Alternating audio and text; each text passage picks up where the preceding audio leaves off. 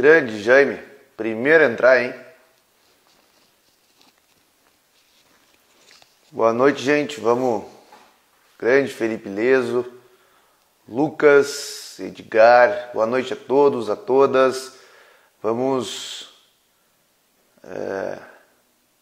se aproximando, como diz o outro, né? 21 horas em ponto, e a gente hoje conversa sobre a importância das polícias, né, da independência das polícias, com o delegado e ex-chefe de polícia, Emerson Venet. Vamos esperar o Emerson entrar aí para a gente começar a conversar sobre esse tema tão importante. Boa noite, Lucas. Tão relevante, né? E que, nesse exato momento, no dia de hoje, tanto gerou tanta discussão, né? Grande João, meu eterno Sancho Pança, um abraço, uma boa noite. Priscila, Caroline, boa noite.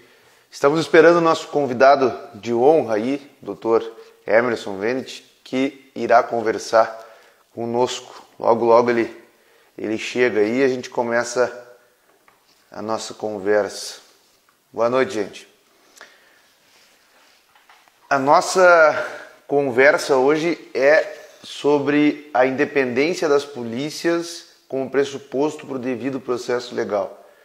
Como é que um advogado criminalista vai falar sobre isso? Pois é, por isso que a gente vai conversar com o delegado Emerson, que foi chefe de polícia do nosso estado, né?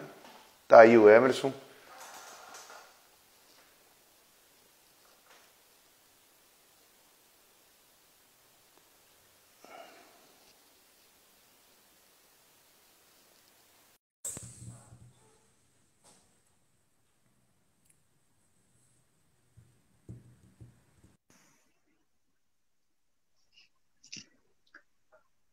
Oi. Daí, boa noite. Eu acho que agora sim consegui me conectar aqui. Tive que trocar de internet até. Tá um pouquinho travado, mas é do jogo, também tem muita live, né? Tem um horário bem intenso, né? Mas você me ouve bem? Sim, te ouço bem. Então tá bem. Vamos lá então, Emerson. Eu já estava te apresentando ali enquanto você entrava. A gente vai conversar então, pessoal. O pessoal vai entrando, a gente vai dando os ois aí, a gente vai conversar sobre a importância, né? A importância da independência das polícias como pressuposto para o devido processo legal. Conversa conosco o delegado Emerson, que foi chefe de polícia do estado aqui do Rio Grande do Sul, para quem nos acompanha, nós dois somos do Rio Grande do Sul, eu sou de Passo Fundo, norte do estado, e o Emerson é de Canoas, né, Emerson? Ou Porto Alegre? Canoas. Canoas. E nos representou aí um bom tempo, representou a nossa polícia gaúcha, né, na frente desse cargo, esse cargo máximo aí que a gente vai discutir muito. E essa live ganha em proporção, eu acho, Emerson, porque esse assunto começou lá quando o ministro Moro faz a saída do governo e diz que houve uma tentativa de interferência, e hoje ela estourou muito mais porque o vídeo que foi tão comentado, o vídeo da reunião, foi divulgado pela Polícia Federal, para a Polícia Federal, e está se discutindo se ele vai ser divulgado ou não na mídia, na íntegra, e o país está pegando fogo, né? E eu acho que esse tema é cada vez mais importante. Então, eu abro para você fazer, cumprimentar o pessoal, fazer suas apresentações, e depois a gente já faz a primeira pergunta aí do nosso roteiro. Eu vi até que meu sinal aí está um pouco ruim, talvez tenha que trocar na sequência de internet novamente. Eu até peço escutas aí, mas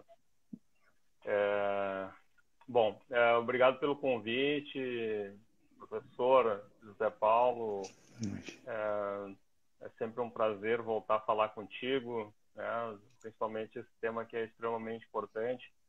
É uma satisfação estar falando com os teus seguidores, e certamente a gente vai ter um assunto que tá em voga, né, que está sendo tateado aí no país todo, é um assunto de interesse das polícias.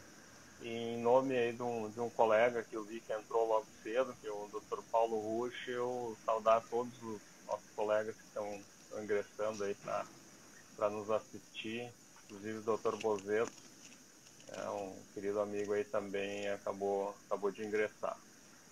Eu peço que me avise se ficar ruim o sinal, até para eu poder trocar de internet aqui, talvez entre de novo e tal. Porque a gente não pode deixar os nossos seguidores aí sem ter uma imagem, um áudio bom aí. Não, mas para mim, pelo menos, melhorou bastante a imagem e o áudio está perfeito. Tá bom. Vamos lá então, Emerson. Vamos conversar, dando oi para todo mundo que entrou também. Eu preciso dar esse oi, porque senão depois eu me complico em casa. Entrou a delegada Rafaela Bier, quem muito me motivou a fazer essa discussão também. Vamos lá. Emerson, eu sempre conversava, pela minha curta experiência de professor, pelo pouco tempo que eu fui professor, a gente conversava no processo penal 1 sobre essa questão, afinal, para que serve o inquérito policial, né?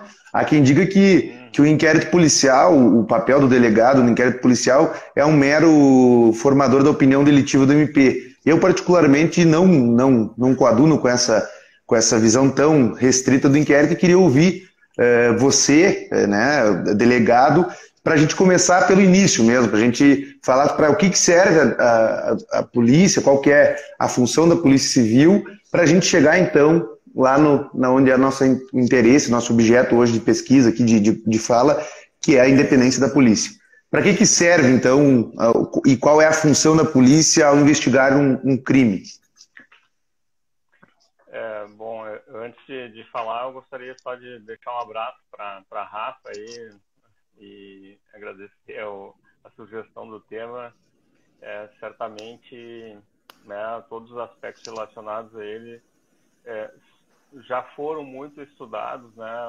Eu acho que um país que tem um estudo sobre o direito policial, e eu acho que estuda desde essa parte da importância da atividade policial dentro de um contexto democrático, é Portugal, né? Então tem lá como quase uma disciplina o direito policial. Eu não vejo né, o nosso processo hoje ausente, dentro dele ausente a questão do inquérito policial, né? Ele não pelas ferramentas investigativas hoje existentes, principalmente que foram agregadas nos últimos 30 anos, ele é uma ferramenta que vai muito além da peça informativa, né? Inúmeras, se a gente pegar grandes investigações, né, realizadas com interceptação telefônica, com quebra de sigilo bancário, com quebra de sigilo fiscal, com quebra de dados os mais variados, seja com aquilo que a gente pode resumir com provas judicializadas ou com a vênia judicial, ele vai além de uma peça informativa, né? Ele é carregado de informações que a grande maioria não vai se repetir no processo criminal. Exato. E por isso, né, ele deixou de ser uma mera peça informativa e ele não eu vou usar aqui uma frase, uma brincadeira que o professor, que é o delegado de polícia também, o Hoffman, né, do Paraná, ele diz: o inquérito não é indispensável, né, como muitos manuais diziam. Então, ele realmente não é. Hoje, praticamente mais de 99% das denúncias são baseadas em inquéritos policiais. E quando eu falo inquérito, eu quero falar de todo o procedimento policial, né? Sim. É claro que não em todos tem essas provas que eu mencionei, mas nem por isso deixa de ser uma atividade extremamente importante. Uma atividade que, principalmente com as normativas pós-88, elas têm, essa atividade ganhou caráter constitucional e o delegado de polícia, o agente policial, ele tem ali a função de ser um dos primeiros garantidores da ordem democrática e dos direitos e garantias fundamentais. Isso cada vez se reforça mais, né? Ou seja, foi um processo de maturação, inserir isso no contexto constitucional, e é um processo de maturação em inserir isso na prática cotidiana do dia a dia. O que falta, na verdade, do meu ponto de vista, a questão de a efetividade ser possível com a garantia de condições. E essa garantia de condições, ela não é só do sistema persecutório, né, que a polícia faz parte lá no seu início, mas ela faz parte de um sistema executivo. E é assim no Brasil, é assim em outros lugares, e certamente, por fazer parte desse sistema organizacional, há necessidade de um maior investimento para as polícias num contexto geral no Brasil, nas polícias judiciárias, para que elas realmente possam dar efetividade a esse papel, né? Esse papel extremamente importante. Quando eu falo em dar efetividade, por exemplo, e eu dizia isso, né? Eu acho que eu cheguei a dizer isso numa entrevista da Rádio Gaúcha, logo que eu ingressei como chefe de polícia, um estudo que tinha da nossa área de planejamento e coordenação da instituição, dizia que para a gente conseguir remeter todas as ocorrências com uma investigação ao Poder Judiciário, e aí você imagina, se a gente conseguisse mandar tudo isso, a avalanche que seria no Poder Judiciário, né? Exato. Ou seja, teria uma nova demanda, assim como surgiu quando a gente começou a trabalhar mais assiduamente a questão dos homicídios, aumentou o número de júris, tem júri em Caxias do Sul sendo marcado para 3, 4 anos depois, né, da remessa do inquérito. Exato. Então, você imagina se nós tivéssemos a possibilidade de fazer a remessa de todas as ocorrências investigadas de maneira adequada. Nós precisaríamos, no estado do Rio Grande do Sul, de mais de 11 mil policiais, entre agentes e delegados. Sim. Então, essa é uma realidade, mas não é só de recursos humanos, também vive um sistema policial, claro, de treinamento, de capacitação, de todo um complexo, né, de situações. Eu acho interessante essa visão, porque, claro, a gente aprende doutrinariamente que o inquérito ele é dispensável e tal, mas na prática ele não é. E se a gente fizer um estudo da evolução, vamos chamar de política criminal do país, a gente vai ver que os crimes graves, por exemplo, ontem eu assisti um filme sobre sequestro e, enfim, e como os crimes graves, sequestro, extorsão, depois o tráfico, as grandes organizações de tráfico e até chegar ao colarinho branco, isso só foi sendo descoberto a partir do aparelhamento das polícias, a partir do investimento nas polícias. Eu não estou dizendo aqui que não tem que fazer mais, é óbvio que sim, mas a institucionalização de uma justiça efetiva, ela passa por uma polícia com autonomia e com uma polícia efetiva, né? E eu vejo cada vez mais, como advogado, eu vejo delegados tanto da geração que já não é mais tão nova, mas também da geração nova, e isso parece uma constante, então quer dizer que tem sido ensinado isso, e eu queria ouvir de ti, mas eu vejo delegados cada vez mais fazendo inquéritos como se fosse um processo. A gente tem, por exemplo, a ideia de que não há contraditório. Olha, eu não me lembro quando é que foi a última vez que eu não tive um contraditório garantido. É óbvio que tem coisas sigilosas e coisas que não vão ser permitidas, mas a maioria dos delegados fazem questão da figura do advogado para dar lisura e permitir uma mais ampla investigação. Então eu estou passando por um inquérito agora que eu fico abismado que parece que eu estou num processo. O delegado está fazendo uma questão tão perfeita assim, que parece que eu já estou num processo com o MP, com tudo. Então, é isso que a gente tem que... Eu acho que tem que sair dessa cultura de que o inquérito serve só para formar a opinião do promotor. Não, eu acho que tu dissesse bem, a primeira resposta que a sociedade espera é quem dá é a delegacia de polícia, né? Então, enfim, claro, tu saberias dizer hoje, tu disse que precisaria de 11 mil, né? Em torno de 11 mil, esse era o dado na época, Sim. né? Tem mais ou menos ideia do efetivo hoje do Rio Grande do Sul? Eu não sei atualmente, mas está em torno de 5 mil. 5 mil. Chegou o máximo, né, nesses últimos 30 anos, 40 anos que a gente chegou, foi em 6.300, se não me engano. Sim. Mas eu cheguei a ter, em alguns períodos ali, em razão da entrada e saída, né, muita aposentadoria e tal, né, a gente chegou a ter 4.800 policiais, entre agentes e delegados, né? Sim. Ou seja, um número bem aquém, né, do necessário. Mas esse é um ciclo, né, que tem que se manter, a questão dos concursos, da entrada de efetivo. Se você fizesse e a gente tinha a ideia na época e eu propus isso, né, encaminhei para a Secretaria de Segurança, a questão de uma reposição, uma espécie de um gatilho, né, de reposição de efetivo.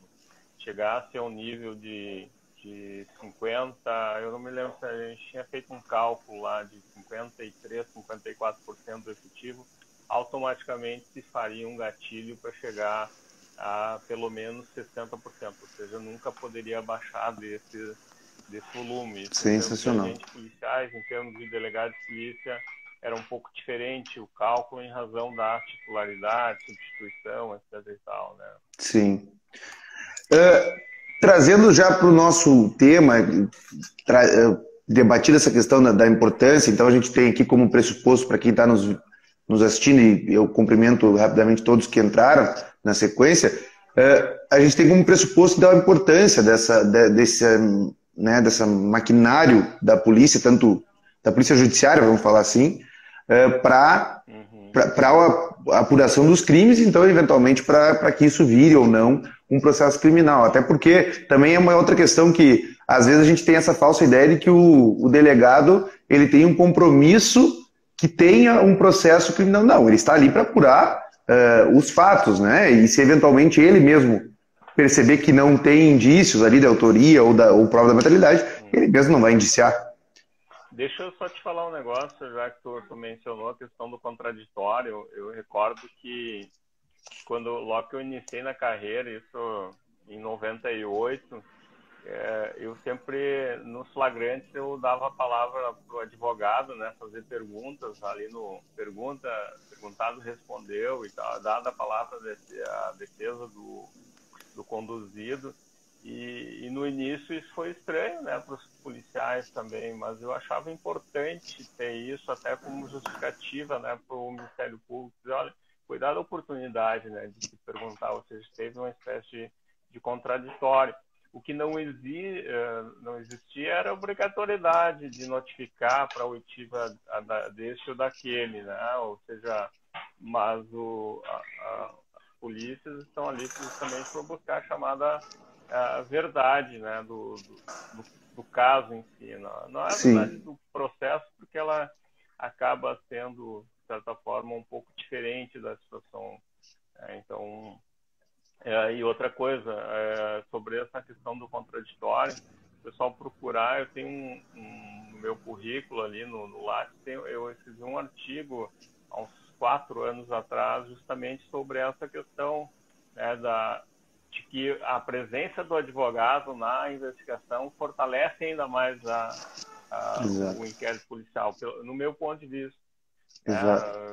Claro, tem algumas questões de limites, né? Ou seja, está em investigação em andamento, com algumas medidas cautelares, restritivas de informação, é natural que não vai se falar, né? Mas em algumas situações a presença para o fortalecimento da investigação é extremamente importante. Da mesma forma que é importante, né, nessas principais investigações, usar hoje a metodologia da tecnologia, né, para justamente gravar depoimento, para ter todas as medidas ali, porque o que muito há, né, é daquela alegação, eu fui agredido, o delegado me ameaçou, ou o policial me ameaçou, levei um tapa na orelha, ou seja, me deram um beliscão, ou, sei lá, um monte de...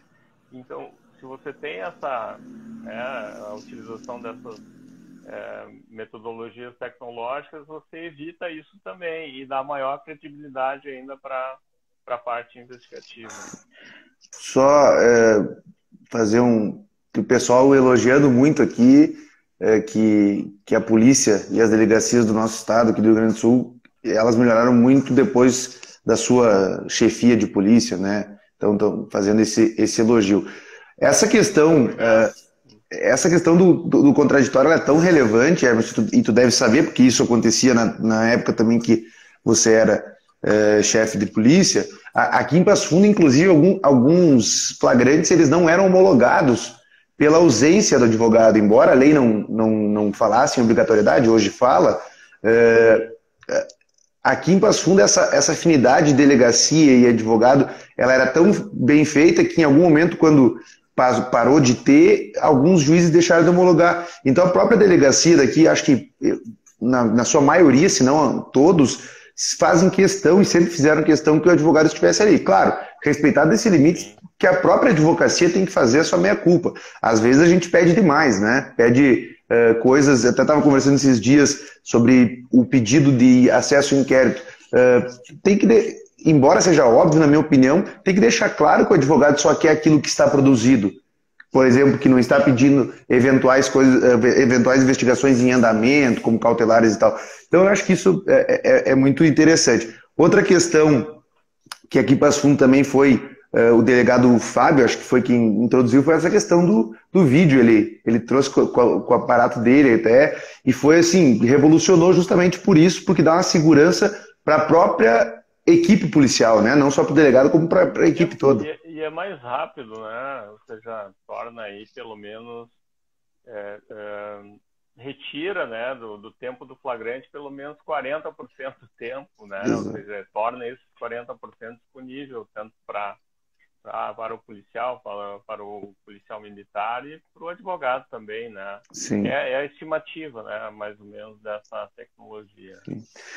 E trazendo agora um pouco para o lado da tua experiência como chefe de polícia, ainda que brevemente, para a gente entender quais são as atribuições de um chefe de polícia, quais são as preocupações que ele deve ter, enfim, se ele tem que ter uma visão somente jurídica ou jurídico-administrativa, ou também tem uma visão jurídico-política, enfim, qual que é a questão... nos fala aqui o Lucas... que o aparato Fábio, que foi... Isso, o Lucas é advogado aqui da nossa cidade, Lucas Duarte, ele disse que, inclusive, enquanto acontecia isso na Polícia Civil, que é a estadual, a federal não fazia, e hoje a federal faz, com base nessa experiência muito produtiva aqui da Polícia Civil de Passo Fundo e do estado inteiro. Mas eu dizia, então... Para te ter uma ideia, em Santa Catarina, praticamente todas as delegacias têm esse sistema já, é um sistema audiovisual, e o que não tinha 2 anos atrás, o Poder Judiciário financiou. Né? Porque você imagina receber algo de maior qualidade. E eu, como presidente do Conselho Nacional de Chefes de Polícia, eu cheguei a levar esse projeto na época, em 2018, para o Ministério da Segurança Pública, então não era o Ministério da Justiça, teve ali a divisão, e isso estava caminhando, né? Só que qual era a lógica? Não, o Ministério também tinha um sistema lá de inquérito eletrônico, que alguns estados estavam começando a utilizar e teria que fazer um processo de integração. Ou seja, não se compreendeu aquilo naquele momento como uma ferramenta importante de padronização de todas as polícias no país, né? E eu acho que isso ainda vai ser o caminho, né? Nós temos, vamos dizer, a gente tem 27 polícias no país, elas são bem diferentes, né, em termos de estrutura, em termos até de questões salariais, etc. e tal. Mas é algo que começou com uma identidade visual que hoje está praticamente padronizada em todo o país, ele começou em 2018, mas ele precisa evoluir muito mais, nós precisamos ter um banco de dados integrado e mais, né? A gente precisa ter uma base normativa para isso, né? E aí a gente entra no assunto justamente da nossa conversa, a questão da autonomia propriamente. Não há uma lei geral das polícias civis no país, né? As guardas municipais têm uma lei geral nacional, né? Exato. A polícia militar não tem, ou seja, a brigada militar, que faz parte do sistema de polícia militar do país, também não tem. E a Polícia Federal conseguiu reunir, né, isso tudo num sistema só, em virtude de ser uma só. Mas mesmo assim, se a gente pegar a Polícia Federal há 30 anos atrás, ou até mesmo 20 anos atrás, em muitos estados o que mais aparecia, né, que tinha uma marca, eram as delegacias de repressão aos entorpecentes, a DRE. A marca Polícia Federal, ela começou a ser fortalecida nos últimos 15, 20 anos. Tá? Sim. Assim como eu também batalhei para que a marca Polícia Civil fosse fortalecida nacionalmente, seja pela identidade visual, seja pela questão das operações em caráter nacional, mas era uma forma de chamar a atenção. A gente precisa ter uma polícia que atenda de maneira similar ao cidadão no Rio Grande do Sul, em São Paulo, Minas Gerais, em qualquer estado. Eu acho que esse é um ponto importante, embora desfoque, mas é importante a gente conversar isso, porque ele vai introduzir o tema, e essa questão que a gente reclama, mas não tem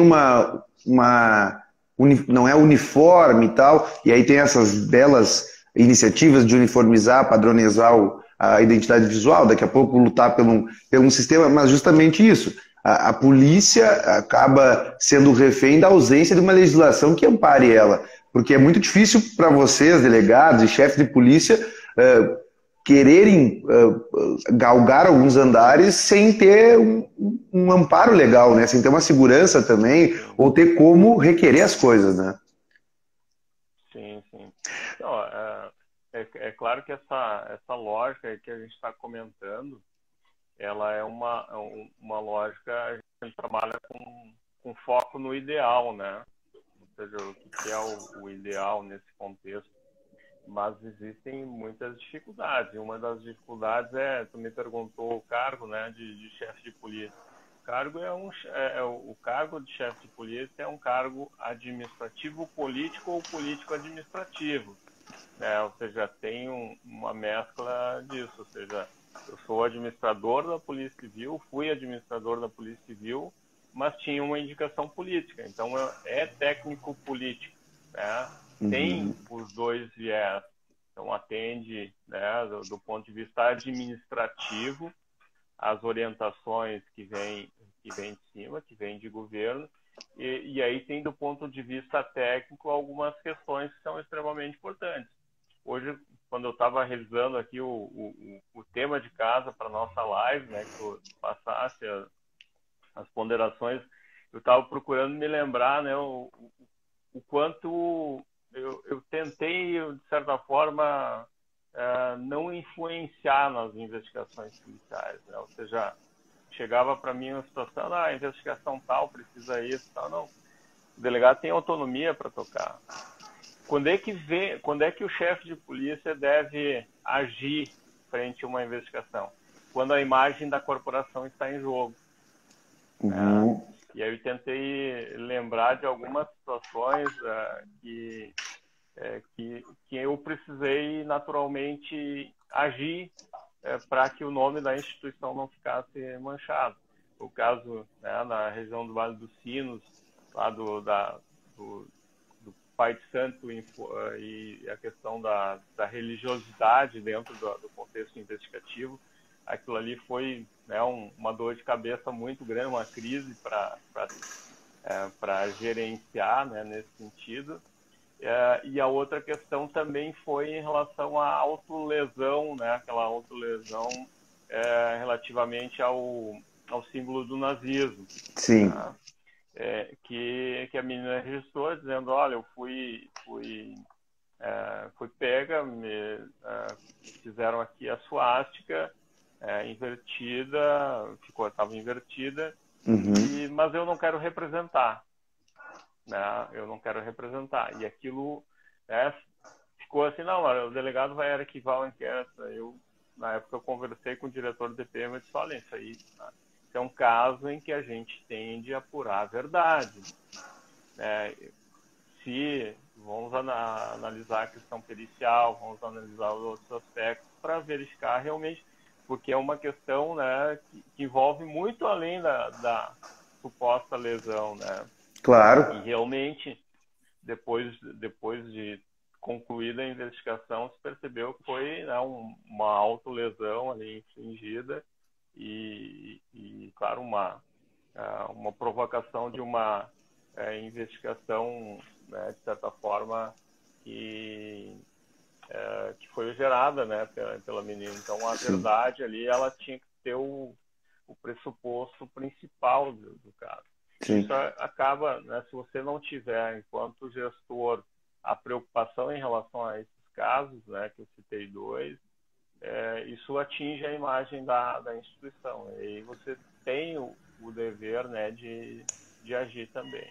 Pelo que eu entendi, então, só para ver se eu entendi corretamente, tu tinha uma preocupação em dar a maior autonomia possível para os delegados e para as equipes de investigação, mas em alguns casos, quando necessário, havia... Tá me ouvindo bem? Sim, eu estou aumentando um pouquinho o volume aqui. Ah, tá. E aí, em alguns casos, quando necessário, havia essa digamos assim, essa gestão em casos pontuais. Mas era uma preocupação, então, para também não ter uma interferência, para deixar essa autonomia aos delegados, para deixar eles livres, assim? Sim, sim. Eu vou te fazer uma correspondência com outros estados, tá? Nesse período, inclusive, eu cheguei a me manifestar como vice-presidente, depois como presidente do Conselho Nacional. Por exemplo, no estado do Tocantins, uma investigação estava em andamento em relação a delitos de corrupção. O governo foi lá e fez uma remoção, não removeu só o delegado que estava investigando, removeu 12 titulares de delegacias dessas áreas para justificar a remoção de um. Sim. Tá? Ou seja, esse é um tipo de situação que não foi feita aqui no estado durante 3 anos na minha administração, né? Ou seja,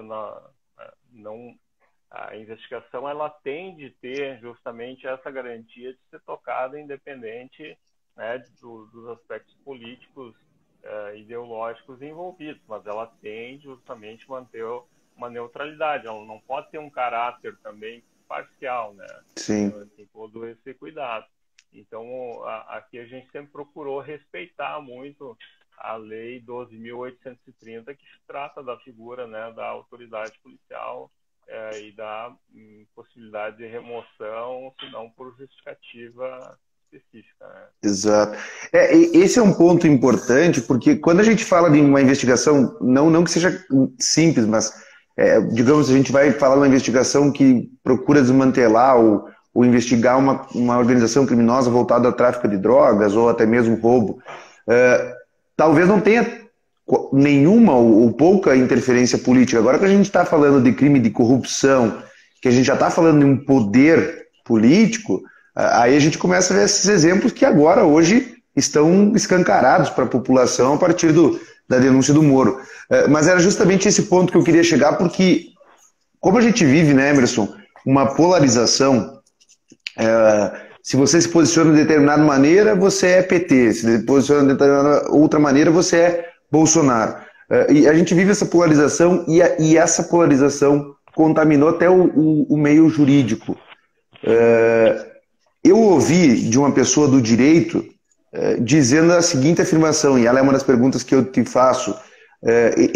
Por isso que eu pedi ali se era correto, né, afirmar, porque ele afirmou como correto. Ele afirmou em defesa ao Bolsonaro, ele disse, olha, vocês estão fazendo tempestade em copo d'água porque a indicação é do presidente, ele tem autonomia para isso, e bem ou mal o chefe de polícia, naquele caso da federal, o diretor-geral, ele não vai ter ingerência nenhuma sobre investigações em curso, seja no Rio de Janeiro, seja no Paraná e tal. E aí se estabeleceu um diálogo que ele fez uma premissa que é: o chefe de polícia é um cargo meramente administrativo e não tem ingerência nenhuma sobre investigações.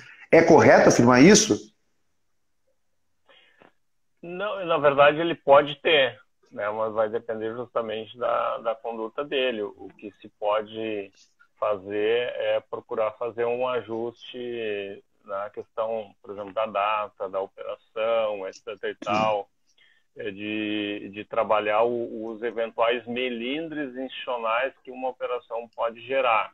Sim. Isso, acredito que todos façam, né, e procuram e devem fazer de maneira também isenta e imparcial, mas até porque, por exemplo, se o chefe de polícia, delegado-geral, o diretor-geral da PF não estiver por dentro de determinados aspectos que vão atingir a instituição, né, isso pode ser muito ruim, ele pode ser cobrado por determinados detalhes, não só numa coletiva de imprensa, mas também por um ministro, por um secretário de Estado. Isso pode ser, de certa forma, muito ruim, né, administrativo, para gerenciar essa crise daí advinda, né? Sim. Eu recordo, por exemplo, uma situação no interior do estado. O nosso pessoal fez uma operação em relação político local, né, uma investigação que veio do Tribunal de Contas, inclusive, né, e era na região de onde eu cresci, eu nasci. Isso acabou, eu não me envolvi, nem quis me envolver, né? Sim. Façam o que tem que ser feito, independente de ser esse, aquele ou aquele outro, né?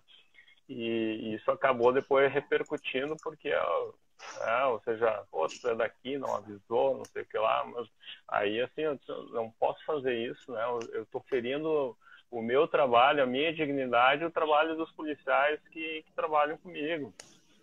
Ou seja, quando eu falo os policiais trabalham comigo, eu estou falando no sentido amplo, né? Ou seja, eu era chefe, todos trabalhavam, né, comigo na Polícia Civil. Então, isso tem de ser respeitado também, né? Eu sempre procurei orientar desde a academia de polícia, a questão da compartimentação, a necessidade de conhecer. Ou seja, quando você está trabalhando uma investigação e você trabalha numa delegacia, nem todos precisam conhecer a investigação, né? Você precisa conhecer aquilo que é importante para você executar a sua tarefa. Exato. Não é só a lei que diz isso, é a atividade do dia a dia, né, do policial. Sim. Vamos dar uns ois aqui. O meu sócio entrou aí, preciso dar um oi nominal para ele, Dr. Francisco. Entrou nosso grande amigo aqui, Jader Marques, disse dois grandes amigos e mandou um abraço para a gente. O delegado Ruschel, diz aqui para nós que a lei 12.830, já citada por ti, Emerson, ela foi um grande avanço para a independência da autoridade policial na condução da investigação, só que ainda é necessária uma lei orgânica das polícias. É isso que a gente vinha conversando, né? Exatamente, que é preciso essa... Diz aqui, continua aqui o comentário. Diga. Pode falar. E até sobre essa lei 12.830 esse ano, até em razão dessa circunstância envolvendo o ministro Moro, a saída do diretor-geral da Polícia Federal, teve uma deputada do Distrito Federal, se não me engano, a Celina Leão, que propôs uma modificação dessa lei 12.830.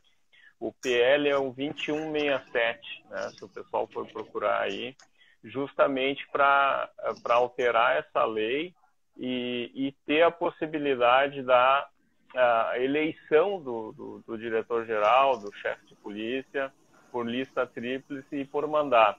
Né? Como acontece mais ou menos com a Procuradoria-Geral da União, a Procurador-Geral. Isso, como acontece com os ministérios públicos e tal. Se tu me perguntar assim, o que precisaria, o mínimo, eu diria que é o mandato. Né? A lista tríplice, né, ela pode ter um percalço, mas ela é adotada, às vezes, até informalmente. Eu sei que tem alguns estados que adotam ela informalmente, aí na troca de governo, né, uma eleição dos policiais e levam os 3 mais votados, 6 mais votados. Sim. Mas teve estado, por exemplo, que cada sindicato, seja de policiais ou de delegados, que são vários, 5 ou 6 ali, fizeram cada um a sua eleição e levaram cada um a sua lista, né? Sim.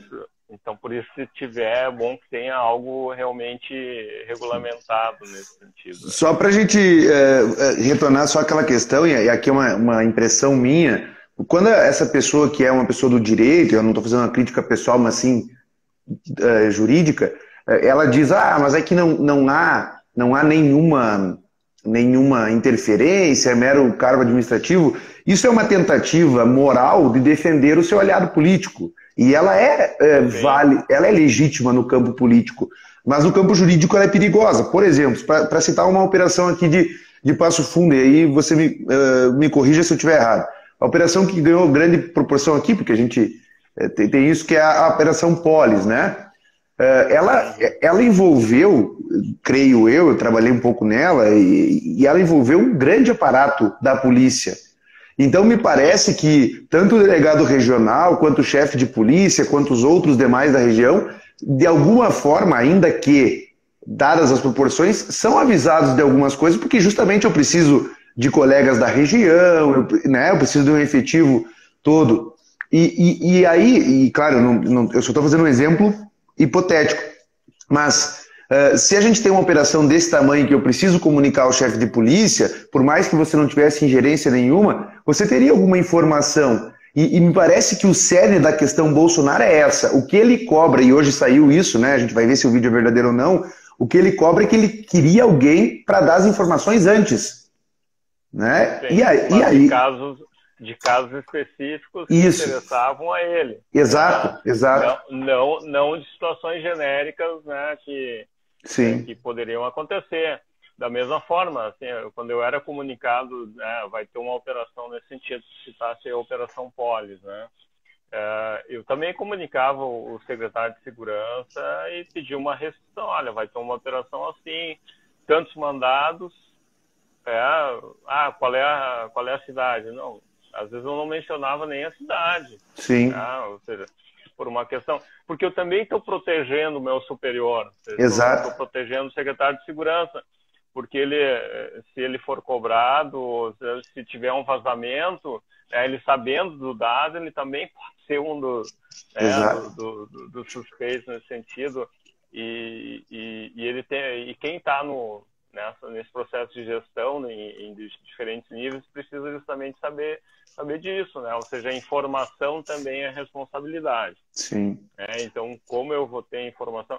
E às vezes eu tinha o que era importante para liberar, olha, eles vão liberar o helicóptero, liberar verba para diária, verba para reforço policial, né? No caso da Polis, a gente acompanhava porque o diretor do DPI me comunicava, olha, a investigação está em andamento, está evoluindo, a gente vai ter que liberar por mais 30 dias o reforço policial ali, porque as investigações são muito boas, o nível de levantamento de lavagem de dinheiro a X.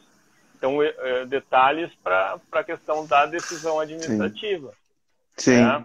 Mas não a definição. Não, sim, agora tem que executar logo essa operação, porque sim, senão não. Mas digamos que, hipoteticamente falando, que essa operação envolvesse determinado familiar do presidente e você fosse indicado pelo presidente, poderia haver aí aquela informação que ele quer, né, específica.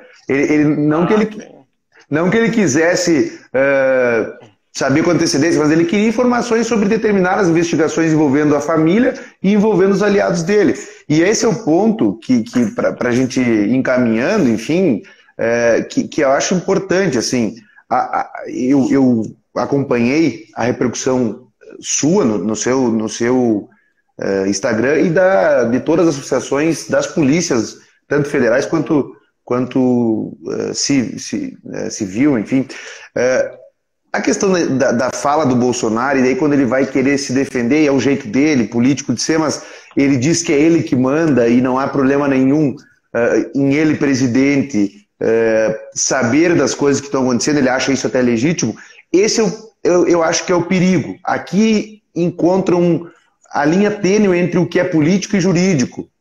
Porque a gente está falando, voltando, se nós formos para a teoria do direito, a gente está voltando lá à ideia do monarca, que que as coisas acontecem como ele quer, né? E eu queria saber quais são os reflexos desses acontecimentos, e não uma crítica política, mas quais são os reflexos para a autonomia da polícia, para tudo aquilo que foi conquistado. Como tu mesmo disseste, 20 anos atrás, a realidade era uma na Polícia Federal. O que isso coloca em xeque nesse atual momento brasileiro? O que a gente tem que ter em mente é assim, José Paulo, se a gente for verificar, é muito provável que nenhum político brasileiro, seja ele de A a Z, tem poucos que vão defender a questão da autonomia, porque eles não querem, se a gente pegar, eles não querem ter que depender de uma escolha que não é deles, primeiro ponto. Daí a gente entra na questão da lista tríplice, e eles não querem ter que ficar aturando uma pessoa durante 2 anos, um mandato, sem que possam trocar por qualquer situação. Ou seja, é retirada de poder de qualquer político. Eu te dou um exemplo onde tem mandato, que é o único estado que tem mandato na Polícia Civil, que é o estado do Mato Grosso. Se não tivesse essa questão do mandato, provavelmente o doutor Fernando, lá em 2017, ele teria sido exonerado no mesmo tempo. Por quê? Porque uma investigação desencadeada pela Polícia Civil, uma investigação grande, prendeu vários secretários de Estado, prendeu inclusive um ex-secretário de Estado que também era delegado de polícia, prendeu vários figurões de dentro, e isso acabou repercutindo naturalmente no governo. Ou seja, só que o governo, em razão do mandato, não poderia trocar. Estou usando esse exemplo justamente porque naquele momento, Fernando, mesmo tendo o mandato, ele chegou a me ligar e disse: Emerson, preciso de um apoio.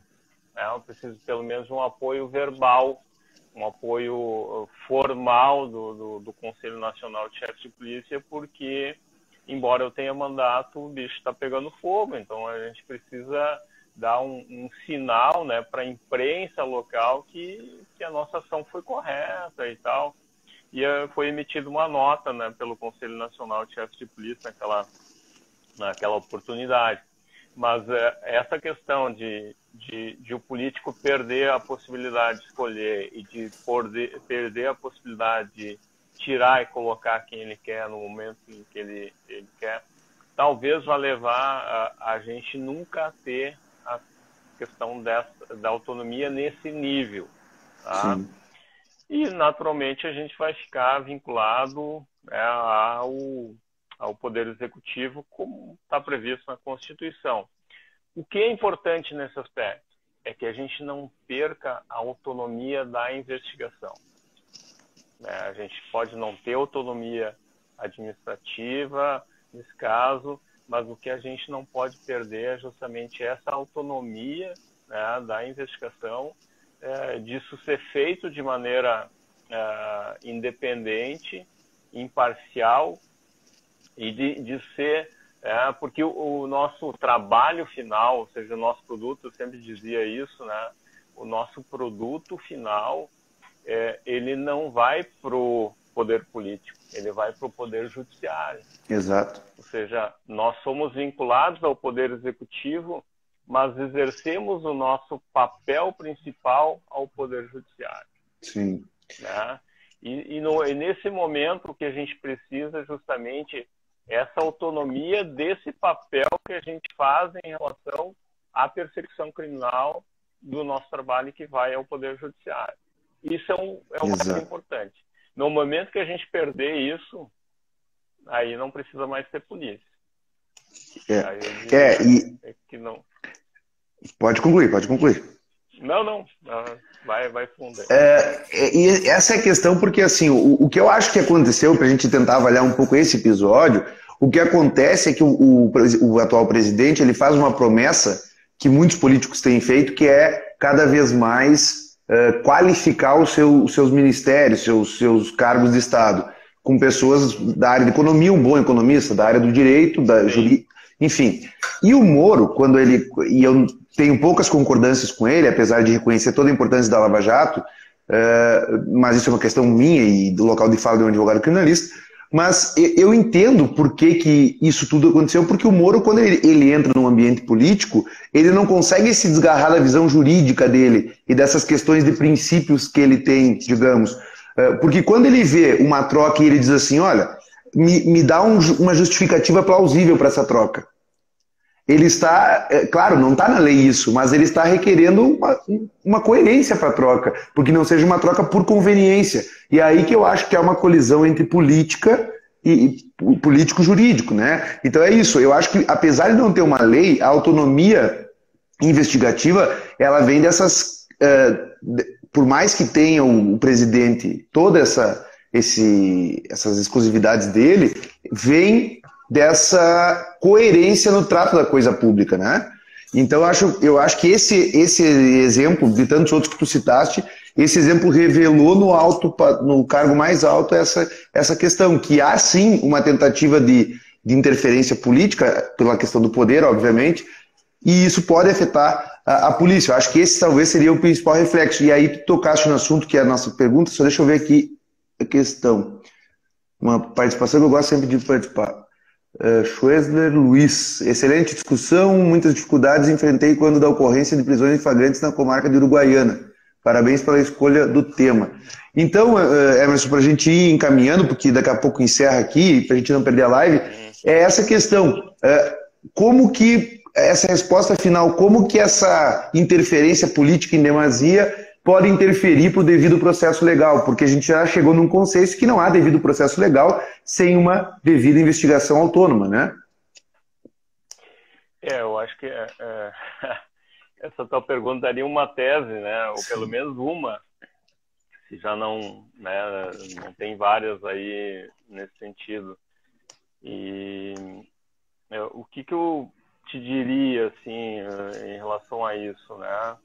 Eu acho que toda interferência que venha no sentido de tirar a ordem natural, né, daquilo previsto, seja em lei ou na Constituição, ela é uma interferência que é negativa, uma interferência ruim, né, que sim pode afetar, né, todo o processo democrático da percepção criminal, vai afetar outros aspectos também, além de ter um efeito muito grande na questão da autoestima, né, institucional, porque no momento em que afeta né, começa a afetar as pessoas na volta e se torna institucional, isso é muito ruim também, né? Ou seja, acaba toda a instituição sendo afetada por uma única ação, né? E aí isso acaba melindrando até outras possibilidades investigativas, né? Sim. É aquela coisa do tipo, se mexeram no diretor-geral, o que eu, agente, tenho que esperar, né? O que eu espero... Sim. Então tu começa até a desmotivar aquelas pessoas que estão na linha de frente, que estão lá no front dessa batalha, né? Que às vezes estão infiltrados, que estão, enfim, em várias técnicas investigativas. Enfim, a gente teve a participação aqui da doutora Rafaela, agradecendo a nossa contribuição sobre o tema, dizendo que, para ela, não resta dúvidas que a polícia judiciária é importante para proteger a sociedade. Eu deixo tu encerrar em breves palavras aí, Emerson, porque a gente está com 5 minutos e eu quero ainda salvar ela aqui para a gente não perder essa live e o pessoal poder assistir amanhã, né? Claro.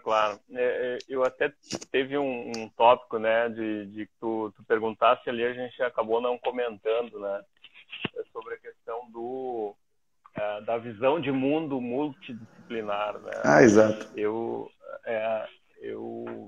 recordo, assim, eu sempre digo, né, para os amigos mais próximos, agora publicamente, que para mim foi muito bom ter feito, né, antes de assumir a chefia, um mestrado em Sociologia do Direito, né, ou seja, muitas das questões, né, inclusive de respostas à imprensa, a cobrança diária, quando eu ia formular a resposta, eu sempre tinha que ter essa visão multidisciplinar que envolvia o contexto, né? E isso me ajudou muito, Eu diria que talvez tenha sido um dos principais aspectos na condução da instituição, poder ter passado por isso antes. Claro que a questão, por exemplo, o ministro Moro, ele saiu de um cargo de juiz, foi direto a ministro. Eu trabalhei em delegacia especializada, fui delegado de polícia regional, fui diretor do departamento por várias oportunidades, em vários locais diferentes. Trabalhei em outros setores na Secretaria de Segurança Pública, ou seja, consegui pegar uma visão multidisciplinar também do processo complexo político para assumir a chefia. Então, isso tudo foi, para mim, importante. Então, só que eu queria mencionar isso para poder te agradecer, não só por ter provocado esse tema importante, né? Ele é um tema muito caro para vocês da advocacia, né? Sempre procurei ter uma interação muito proativa e positiva com todos os membros da OAB, então eu agradeço essa parceria, mas ela também é um tema muito caro para a gente enquanto atividade de polícia judiciária. Então, te agradeço a oportunidade aqui também. Imagina, Emerson, a honra é toda minha e, claro, a gente fez ali várias questões que acabou englobando, porque o tempo aqui voa, né? E quando vê, o nosso Instagram nos corta aqui. O delegado Rucho... Eu quero que tu me mande essa live também para botar no meu canal do YouTube. Tá, vamos fazer isso aí. E o delegado Rucho disse que uma polícia civil autônoma é essencial para a democracia. Concordamos e assinamos embaixo. Então, pessoal, só para responder umas questões rápidas, assim, foi perguntado algumas questões específicas de não acesso do advogado ao inquérito, enfim. Eu não quis trazer isso a tema porque desviaria o foco, não por uma questão que o doutor não tem condições de responder, mas porque não é o foco da nossa proposta. Isso a gente tem na academia, a gente aprende no mestrado isso, a gente tem um tema e um objeto em ser fiel a ele. Mas a gente vai conversar sobre isso. E outra questão que pediram para a gente conversar, Emerson, fica um convite para uma próxima, é sobre os seus livros. Aí a gente tem que fazer umas 4, 5 lives, né? Sobre todos os livros que tu tem. Então, aí a gente... Vamos fazer essa live e aí vamos sortear um livro. Vamos embora. Tá chegando o livro novo, ainda não chegou para mim, mas assim que chegar, eu vou fazer um sorteio no meu perfil também, depois a gente pode fazer, com certeza. Show de bola. Então, te agradeço, uma honra poder estar ao teu lado aí, um grande amigo e um grande profissional que, com certeza, lutou e luta pela efetivação da melhor polícia judiciária no nosso estado e no Brasil. Um abraço e uma boa noite, meu amigo. A admiração é recíproca. Um grande abraço. Um abraço. Tchau, tchau. Tchau, pessoal.